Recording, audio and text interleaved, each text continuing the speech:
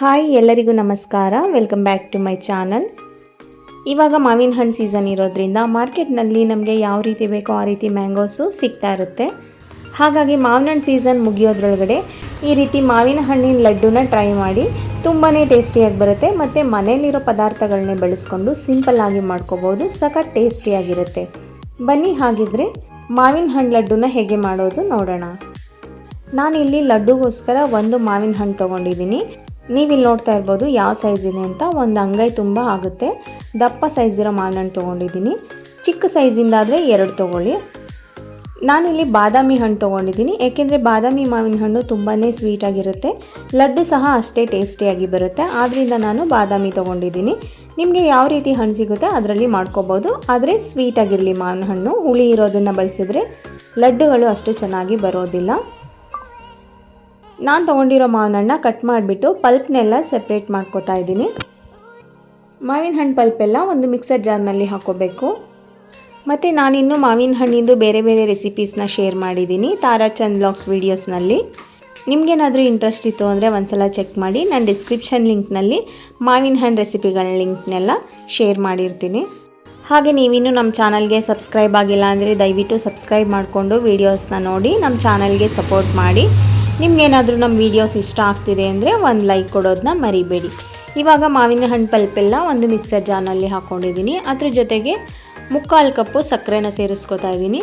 ನಿಮಗೆ ಸ್ವೀಟು ಎಷ್ಟು ಬೇಕಾಗುತ್ತೆ ನೋಡಿ ಹಾಕ್ಕೊಳ್ಳಿ. ಒಂದು ಮಾವಿನ ಹಣ್ಣಿಗೆ 3/4 ಕಪ್ಪು ಸಕ್ಕರೆ ಬೇಕಾಗುತ್ತೆ. ಇವಾಗ ಇದನ್ನು ನುಣ್ಣಗೆ ಪೇಸ್ಟ್ ಮಾಡ್ಕೋಬೇಕು. ನೋಡಿ ನಾನು ಈ ರೀತಿಯಾಗಿ ಪೇಸ್ಟ್ ಮಾಡಿಟ್ಕೊಂಡಿದ್ದೀನಿ. ನೀರು ಹಾಕಬಾರ್ದು, ಹಾಗೆ ಹಣ್ಣು ಮತ್ತು ಸಕ್ಕರೆನ ಮಾತ್ರ ರುಬ್ಕೋಬೇಕು. ಮತ್ತು ನಾನಿಲ್ಲಿ ಏಲಕ್ಕಿ ಪೌಡರ್ನ ಹಾಕ್ತಾ ಇರೋದ್ರಿಂದ ರುಬ್ಬೋದಕ್ಕೆ ಏಲಕ್ಕಿ ಸೇರಿಸ್ಕೊಂಡಿಲ್ಲ. ಏಲಕ್ಕಿ ಪೌಡರ್ ಇಲ್ಲ ಅಂದರೆ 1-2 ಏಲಕ್ಕಿನ ಬಿಡಿಸಿ ಮಾವಿನ ಹಣ್ಣು ರುಬ್ಬೋವಾಗಲೇ ಸೇರಿಸ್ಕೋಬೇಕು. ನೆಕ್ಸ್ಟ್ ನಾನು ತೆಂಗಿನಕಾಯಿನ ಪೌಡರ್ ಮಾಡ್ಕೋತಾ ಇದ್ದೀನಿ. ನಾನಿಲ್ಲಿ 1 ತೆಂಗಿನಕಾಯಿನ ಬಿಡಿಸಿಟ್ಕೊಂಡಿದ್ದೀನಿ. ನೋಡಿ ಈ ರೀತಿ ಬಿಡಿಸಿ ಇಟ್ಕೋಬೇಕು. ನೀವು ಬೇಕಿದ್ರೆ ತೆಂಗಿನಕಾಯಿ ತುರಿ ಸಹ ಹಾಕ್ಕೋಬೋದು. ಆದರೆ ಈ ರೀತಿ ಬ್ಲ್ಯಾಕ್ ಇರೋದೆಲ್ಲ ತುರಿ ಜೊತೆ ಬಂದುಬಿಡುತ್ತೆ, ಆವಾಗ ಲಡ್ಡು ಅಷ್ಟು ಚೆನ್ನಾಗಿ ಕಾಣೋದಿಲ್ಲ. ಆದ್ದರಿಂದ ಈ ರೀತಿ ಬಿಡಿಸ್ಬಿಟ್ಟು ಸಿಪ್ಪೆನ ಸೆಪ್ರೇಟ್ ಮಾಡಿ ಹಾಕ್ಕೊಂಡ್ರೆ ಲಡ್ಡುಗಳು ಚೆನ್ನಾಗಿ ಬರುತ್ತೆ. ಮತ್ತು ಕಾಯಿನೂ ಅಷ್ಟೇ ಚೆನ್ನಾಗಿ ಬಲ್ತಿರೋ ಕಾಯಿನ ಬಳಸ್ಕೋಬೇಕು. ಎಳ್ಸಾಗಿರೋ ಕಾಯಿ ಏನಾದ್ರು ತೊಗೊಂಡ್ರೆ ಲಡ್ಡುಗಳು ಸರಿಯಾಗಿ ಆಗೋದಿಲ್ಲ. ಚೆನ್ನಾಗಿ ಬಲ್ತಿರೋ ಕಾಯಿ ಏನಾದರೂ ಇಲ್ಲ ಅಂದರೆ ಕೊಬ್ಬರಿನ ಸಹ ಬಳಸ್ಕೋಬೋದು. ಕೊಬ್ಬರಿಗೂ ಅಷ್ಟೇ ಸಿಪ್ಪೆನ ತೆಗೆದು ಈ ರೀತಿ ಕಟ್ ಮಾಡಿಕೊಂಡು ಪೌಡರ್ ಮಾಡ್ಕೊಳ್ಳಿ. ಇವಾಗ ನಾನು ತೆಂಗಿನಕಾಯಿ ಸಿಪ್ಪೆನೆಲ್ಲ ತೆಗೆದಿಟ್ಟಾಗಿದೆ. ಇದನ್ನು ಸಣ್ಣದಾಗಿ ಕಟ್ ಮಾಡ್ಕೊತಾ ಇದ್ದೀನಿ.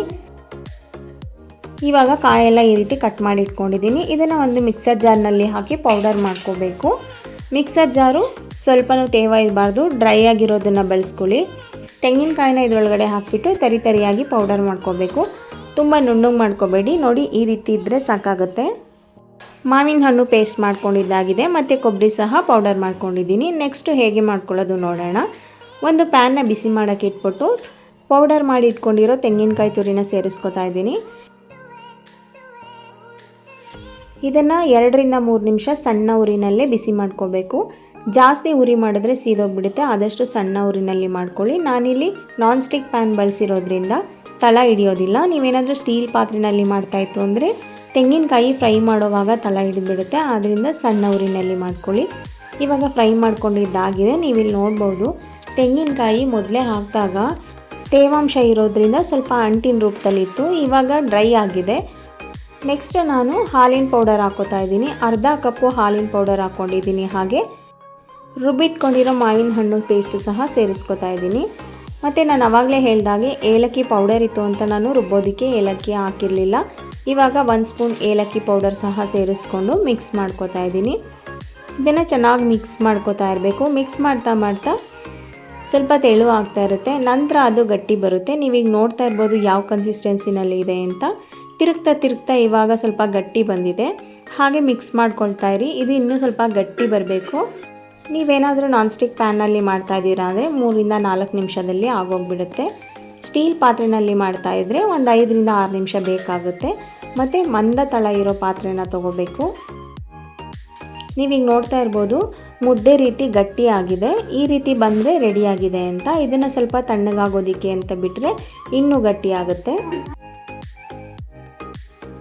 ಇವಾಗ ತಣ್ಣಗಾಗಿದೆ. ನೀವಿಲ್ಲಿ ನೋಡ್ಬೋದು ಎಷ್ಟು ಗಟ್ಟಿ ಬಂದಿದೆ ಅಂತ. ಲಡ್ಡು ಮಾಡೋಕ್ಕೆ ಕರೆಕ್ಟ್ ಕನ್ಸಿಸ್ಟೆನ್ಸಿನಲ್ಲಿ ಇದೆ. ನಿಮಗೆ ಯಾವ ಸೈಜ್ನಲ್ಲಿ ಬೇಕಾಗುತ್ತೆ ಅಷ್ಟು ತೊಗೊಂಡು ಈ ರೀತಿ ಗುಂಡಿಗೆ ಲಡ್ಡು ರೀತಿ ರೆಡಿ ಮಾಡ್ಕೋಬೇಕು. ಇವಾಗ ಎಲ್ಲ ಲಡ್ಡುಗಳು ರೆಡಿಯಾಗಿದೆ.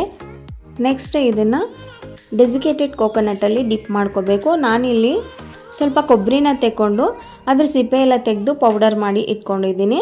ನೀವು ಕಾಯಿನಲ್ಲಿ ಏನಾದರೂ ಮಾಡ್ಕೋತಾ ಇದ್ದೀರಾ, ಡೆಸಿಕೇಟೆಡ್ ಕೋಕೋನಟ್ ಮಾಡ್ಕೋಬೇಕು ಅಂದರೆ ನೀವು ಮೊದಲೇ ಕಾಯಿನ ಪೌಡರ್ ಮಾಡ್ಕೋತೀರಾ ಅಲ್ವಾ, ಅದನ್ನು ಫ್ರೈ ಮಾಡಾದಮೇಲೆ ಅದು ಪುಡಿ ಪುಡಿಯಾಗಿ ಆಗುತ್ತಲ್ಲ, ಆವಾಗ 1-2 ಟೇಬಲ್ ಸ್ಪೂನ್ ತೆಗೆದಿಟ್ಕೊಬಿಡಿ. ಅದಕ್ಕೇ ಇದನ್ನು ಡಿಪ್ ಮಾಡ್ಕೋಬೋದು.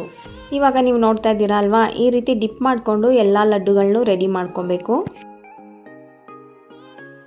ನಾನಿವಾಗ ಎಲ್ಲ ಲಡ್ಡುಗಳು ರೆಡಿ ಮಾಡ್ಕೊಂಡಿದ್ದೀನಿ. ನಂತರ ಇದಕ್ಕೆ ಗಾರ್ನಿಷ್ಗೋಸ್ಕರ ಸ್ವಲ್ಪ ಪಿಸ್ತಾನ ಪೌಡರ್ ಮಾಡಿ ಇಟ್ಕೊಂಡಿದ್ದೀನಿ. ಅದನ್ನು ಈ ರೀತಿ ಲಡ್ಡು ಮೇಲೆ ಸ್ವಲ್ಪನೇ ಇಟ್ಟರೆ ಲಡ್ಡುಗಳು ಚೆನ್ನಾಗಿ ಕಾಣುತ್ತೆ. ಹಾಗೆ ಪಿಸ್ತಾ ಸಿಗೋದ್ರಿಂದ ತುಂಬ ಟೇಸ್ಟಿಯಾಗಿರುತ್ತೆ. ನಿಮಗೆಲ್ಲ ಮಾವಿನ ಹನಿ ಲಡ್ಡು ರೆಸಿಪಿ ಇಷ್ಟ ಆಗಿದ್ದರೆ ಪ್ಲೀಸ್ ಒಂದು ಲೈಕ್ ಕೊಡಿ, ಹಾಗೆ ಒಂದು ಕಮೆಂಟ್ ಮಾಡಿ, ಮತ್ತು ನಿಮ್ಮ ಫ್ಯಾಮಿಲಿ ಫ್ರೆಂಡ್ಸಿಗೆಲ್ಲ ಶೇರ್ ಮಾಡಿ. Thank you.